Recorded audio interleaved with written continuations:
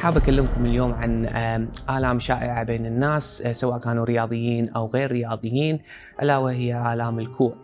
آلام الكوع بشكل مختصر ممكن تكون سببها المفصل نفسه أو الأنسجة حوالينها. احنا اللي بنتكلم عن الأنسجة المحيطة بالكوع وبالخصوص أوتار الإيد أو الساعد المتصلة في الكوع.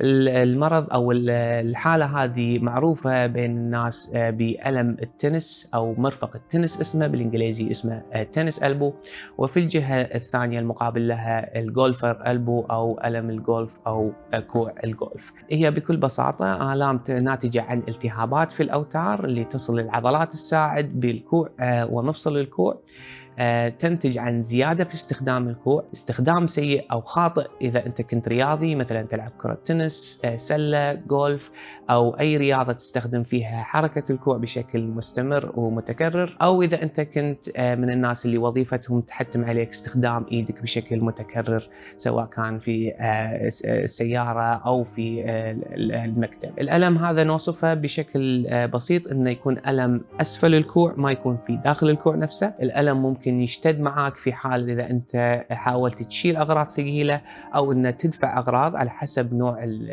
نوع المشكلة. إذا كانت تنس أو جولفر، الألم ممكن يزيد معاك مع الوقت وما يقل، أو ممكن يكون حاد من البداية. ما يكون مصاحب للألم هذا تورم أو احمرار، وما يكون في عندنا تاريخ مرضي لأمراض مناعية أو روماتيزمية. التشخيص يكون عن طريق الفحص الكلينيكي، عن طريق السونار أو الرنين المغناطيسي في بعض الحالات. عموما العلاج راح يكون تحفظي، بداية بالمسكنات، استخدام الكمادات الباردة، وممكن احنا ننصح المريض انه يستخدم ضبابة او بريسز بحيث ان نعطي مساندة لمفصل الكوع والعضلات المتعلقة بالساعد. اذا ما في استجابة للعلاج الاولي، ممكن ان احنا نقترح على المريض انه ياخذ ابر كورتيزون، سواء كانت مع السونار او من غير السونار.